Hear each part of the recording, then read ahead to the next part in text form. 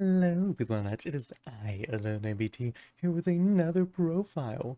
This time, it's actually been a hot minute since the last did this. It is Music Princess. Whoa! If you don't know, Music Princess is pretty much an entire deck based around Wind Warrior monsters and fighting against defensive-like decks. But the way that I'm playing this is actually still kind of supported to it, but you will see how it is interesting now after they gotten some new support. And they did actually get a new support card in the recent set, which is Trombow, the Music Princess, which is honestly very broken. It's a very good card. So of course, starting us off, we do have two copies of Digisoon and Ensemble. These two, you're not really going to be using the effects much. Once you see these cards, you are going to be done with them in the grave. You won't be realistically using their effects too often. Maybe Dingsu, you might summon on field mill a card. Outside of that, nothing much. These are going to be your main fusion materials. Three copies of Trombard. This card is very good. Add back a level 7 Wind Monster and a Normal Monster. That's going to be primarily a Princess, or you can add back Flutomahawk. The main card you want to add back off this effect is going to be your Veteran Gaia Knight. It is a level 7 Wind Warrior, which gives you access to your Gaia fusions. Not only that, with its effects, you can tribute over Trombow with Gaia's effect as one tribute. Whoa. But do keep in mind, once you use this effect, you cannot activate the effects for Wind Warriors and or Beast. So if you're going to do that, you might as well summon out the Swift Gaia Dragon Champion. So, keep that in mind when you're using this effect.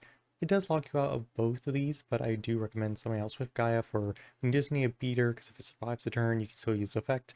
If you get out Gaia Knight later, then you can summon out Battle Ruler. 3 copies of Boton, this can be your main fusion material for literally everything. If you don't have this engraved, you lose the game. 3 Trombone.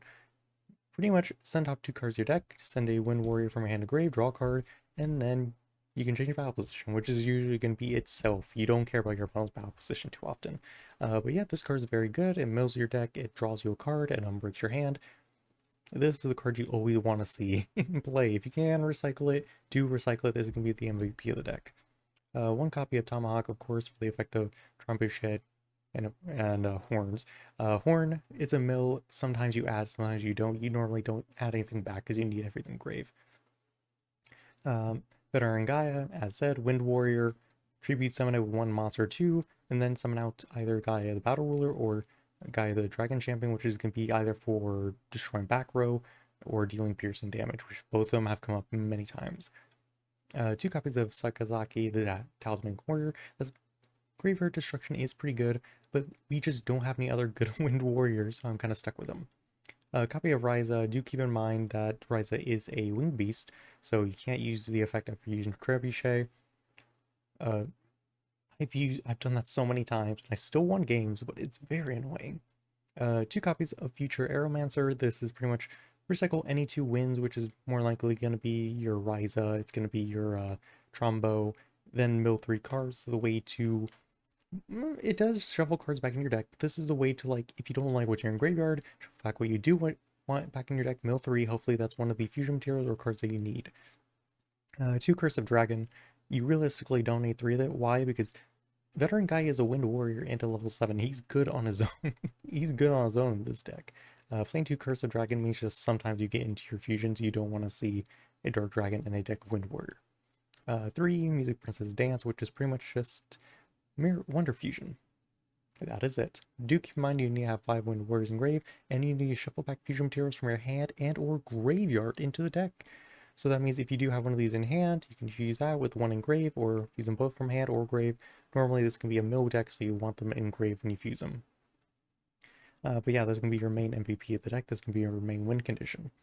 2 copies of Straight Piercing. Straight Piercing is a little bit iffy right now, because especially since Dance exists, but Straight Piercing does come up every so often when you do play with X10, but outside of that, it is okay. 3 copies of Skysavior Watch. Because the deck is a Wonder Fusion sort of strategy, the main idea is to summon out either 2 big fusions, since the smaller ones can't attack, but if you just need to activate it to set up for the next turn, that's probably fine. I do that a lot. It never really comes back to bite me in the butt. 1 Graceful, 1 Magical Stone, 2 copies of Shiny Shady. It's Interruption. I've been messing around with it. It's kind of funny. It's a very toxic card, but I like it. Sometimes it is a bit iffy since you kind of want to empty out your hand, but sometimes you will save a card in your hand. Magic Cylinder, because of course. Divinebreath, the Orchestral Music Fiend, with Dingsu and Boton. I'm going to be honest, you're not really going to be playing this card too often. It does deal piercing damage and it can be controlled by top cards. It's fine. It's okay. I don't use it too often. But this is an option to play. For full Orchestra, the Music Fiend. It's a Feather Duster. It destroys all face-down cards your opponent's one trap card zone and gains attack. This is what you're going to be summoning 99% of the time. Why? Because back row sucks. 3 copies of Axetion, the Melody, the Music Princess. Pretty much place a spell card on top or bottom of your deck. If it was straight Pierce or Fusion, draw a card. So, you would place it in the bottom of the deck, then draw a card, or if you have a way to, or if you did summon her without using the effect of Watch, you will stack Pierce on top of the deck, give her piercing and 2,000 attack points. Other than that, you can stack Music Princess Dance for the next turn, making it really nice, really consistent. And since you're stacking it, that means you can also shuffle back Axetion with straight Pierce, meaning that you kind of have an infinite amount of resources at hand. 3 Gaia Ruler, I already said this earlier about what their entire purpose is. Popping back row, dealing piercing, that sort of stuff.